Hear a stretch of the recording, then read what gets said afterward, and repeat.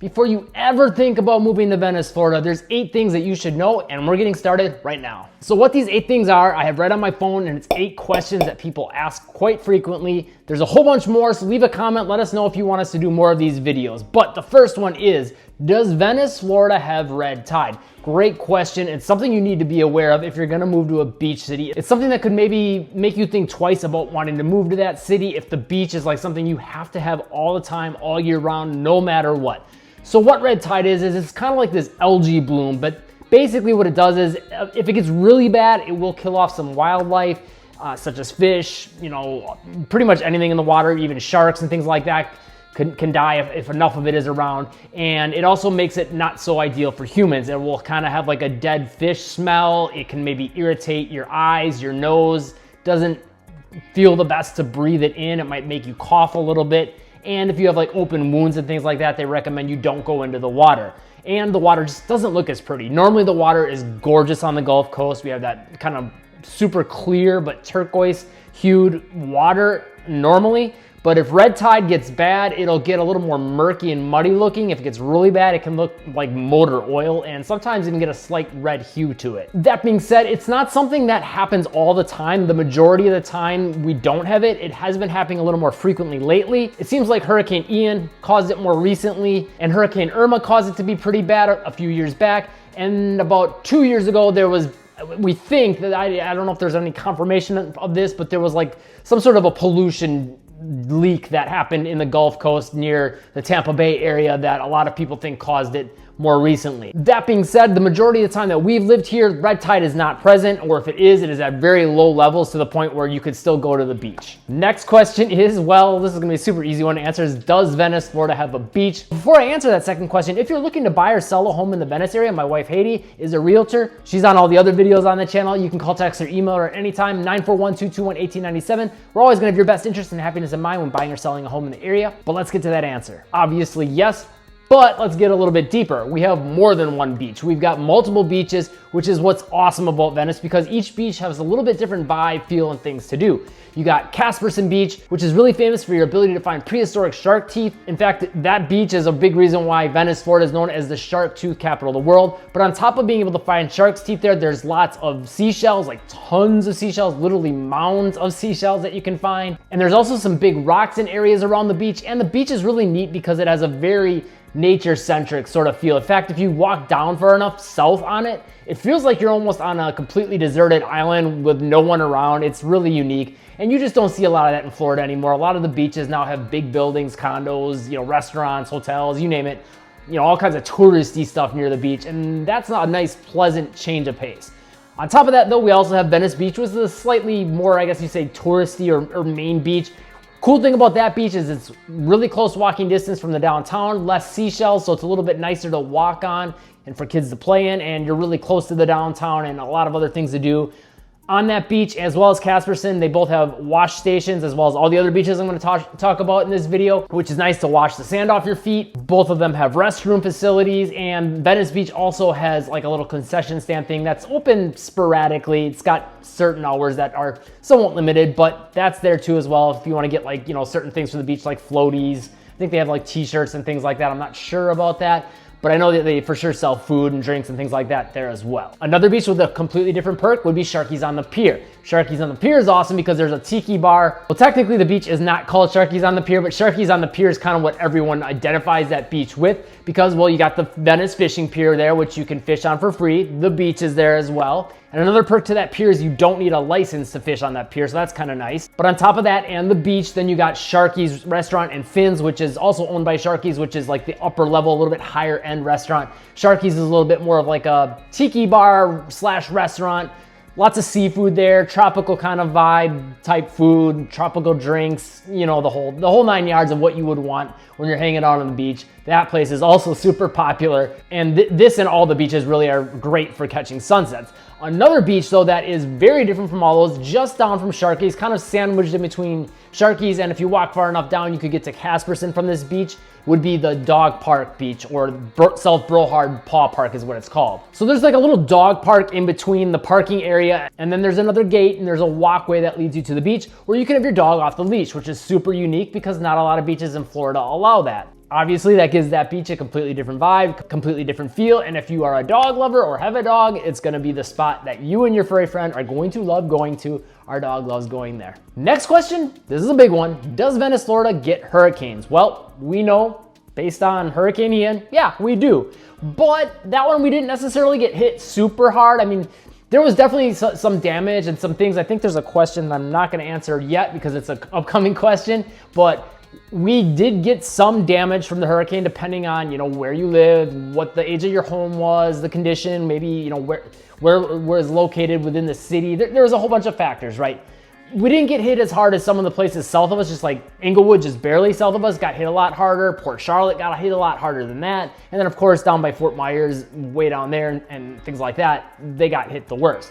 That being said, historically, of all like the more southern half of Florida type locations that you could live in, especially close to the coast, we're one of the areas that really doesn't get hit as often by Category 5 hurricanes, which is really good to know. But yes, we do get hurricanes, but after going through one firsthand, I can say it's not completely, something that would make me decide not to move here or to move away. If we were getting them really, really often, okay, that might change my perspective because we did get some damage even with our house and things that we had to repair and things like that and deal with insurance and whatnot. And those are all things that definitely need to be considered before moving to an area. But it's not something like it's gonna happen like every year, right? Usually Florida will get hit in some capacity, probably by a hurricane about once a year. And that's the entire state. That means, our specific location getting hit, the odds are not very good of it getting hit every single year, number one. Number two, if we are gonna get hit, a direct hit or one where there's a lot of damage sustained is not very likely. And then number three, if we do, the chances of being a Category 5 where the real big damage happens, again, not super likely. Now, that's not to say a 4 or a 3 cannot cause a lot of damage. It just depends. Every hurricane is different. But historically, Venice and Sarasota has kind of gained a reputation for faring pretty well. Next question, does Venice, Florida smell? No, not really. The reason I think this question might be Googled would be either A, maybe in regards to red tide, which I did mention can smell. That smell generally will not get much further than literally if you're on the sand on the beach is usually as far as you'll smell it. Sometimes if it gets really bad, it will move a little further inland with that smell, maybe up to a quarter mile, I would say, give or take. It just depends. And if it does, it's not going to last for very long. I mean, it's extremely rare. And something like that would maybe last half a day tops for the most part. And that's something we're talking about happening like once every 10, 20, 30 years, for 12 hours out of that time span. The only other thing I could think of is with the smell, occasionally if you have like an irrigation system, sprinklers that are built into water your lawn, occasionally some of that might have somewhat of a sulfuric smell that smells kind of like fart basically, but that'll smell while the sprinklers are running, possibly, depends on the water you're getting. Not everywhere will have this, not every house will get this, even within the same neighborhood, but you'll smell it maybe while the sprinklers are running, and then past that, probably not. Outside of that, no, Venice does not smell. We got a nice little ocean breeze coming through the city, so it keeps things feeling fresh, and yeah, it's pretty clean air as far as I can tell for the most part. So yeah, I like the air here. Next question was just one of the 8. I did promise you 8. We kind of answered already, but I guess since I said I was going to, I will. And it's, does Venice, Florida get hit by hurricanes? Again, historically, yeah, we do, but extremely less common than other states. In fact, just to give you a little bit different information for this question, which is kind of the same thing, we'll put a map up on the screen that kind of shows you like areas in Florida and how often they've got hit by Category 5 hurricanes throughout the last, I think it's 100 years. But yeah, I think it's something that maybe, getting hit by any level hurricane. So we're saying 1, 2, 3, 4, or 5. Again, a 1 or 2, honestly, after living here for a while, I'm not super worried about in general. Like, again, it just depends on how slow moving it is and whatever the else. But in general, I would say one that I would really worry about hitting us. I think that's something that you'll see happen once every 50 to 100 years, probably 100, honestly. I mean, they said Ian itself was like a once in a 100-year type hurricane, partially because it hit so much of the state, but I think we probably in the next 50 years might see another hurricane hit us, but I just don't think it's going to be on the level of Ian. And again, Ian, we didn't even get a direct hit from that either. Next question that ties into this that I said I was going to save for later is, does Venice, Florida flood? Possibly. It's like the whole city does not flood, no. There's going to be certain areas, pockets, it depends.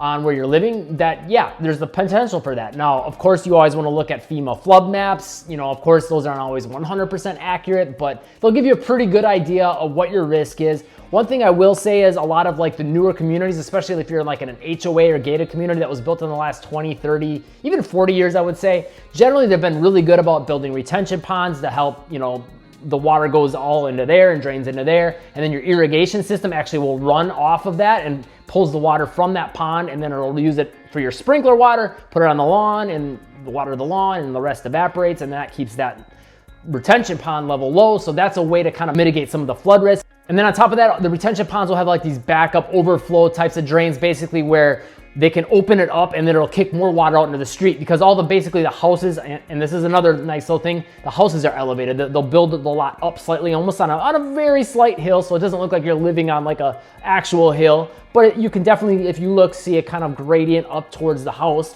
And then the water goes into the retention pond in the backyard, and if it gets too high, any overflow water through the drainage system into the street, and then of course the street itself is a little bit lower, so a lot of the streets may flood. In some of the non-HOA communities, yeah, then it's gonna depend. You know, you're gonna wanna look at the flood maps, but you're also gonna wanna consider, is the home elevated? You know, is the road sunk in? Is there maybe a ditch between your house and the road? Is there a retention pond nearby? Areas near rivers are also an area to consider, maybe being a little bit more of a risk, because those rivers can overflow, you know, canals, things like that. But overall, in the last hurricane, we fared pretty well. Next question, this is a kind of weird one to answer, because it's, does Venice, Florida have an airport? Well, yes, we do, but it's a very small airport. A lot of the planes you're gonna see out of it are not gonna be jets. There are a few occasionally you'll see, but it's a lot of the ones with propellers on the planes and smaller like amphibian type planes and things like that. So yes, we do have an airport. It's not a major airport, but that being said, we're not very far from some more major airports. Punta Gorda has an airport that you can get some pretty good flights through. Allegiant, I've heard you can get some really good rates there. I wouldn't say it's a major airport, but you can fly to just about any city you can think of. It's just not a really, really big airport with lots of flights out of it. From my understanding, I haven't flown out of it, so I can't say. Sarasota Bradenton is a little bit bigger than that, and there's a fair amount of flights out of there. That's about 45 minutes from Venice. Punta Gorda is about that as well, maybe a little less than that. And then we got Tampa International Airport. That's about an hour to an hour and a half, depending on traffic to get to. Obviously, that's a big major airport. And then down in Fort Myers, that's about hour and 15 minutes, hour and a half to get to that airport. Obviously, another very big major airport. And then if you really need a bigger airport, Orlando's about a 2.5, maybe give or take half an hour, depending on traffic, because that can get crazy in Orlando. But yeah, that's obviously a super major airport as well, and you can fly just about anywhere from there. Next question is, does Venice, Florida have a downtown? And I have to say, what kind of a question is that? Yes, we have a downtown, and it is amazing. Downtown Venice, Florida is historic, quaint Italian architecture. They're trying to keep it that way. Lots of boutique shops and restaurants and some kind of, you know, beach themed restaurants and stores and just all kinds of fun stuff going on there. On top of that, we've got the splash pad for the kids. We got daiquiri decks if you want some cold tropical drinks with some fun flavors, really good food. There's a big open grassy area in Centennial Park where sometimes they'll have like yoga or laughter yoga, which is fun. And there's just all kinds of stuff going on. There's a huge parking lot, lots of free parking. Like, they want people to come to the downtown, and well, lots of people do come to the downtown. Like, it gets crazy packed. In fact, this last year, you know, Venice has kind of steadily grown in popularity the last 2 years.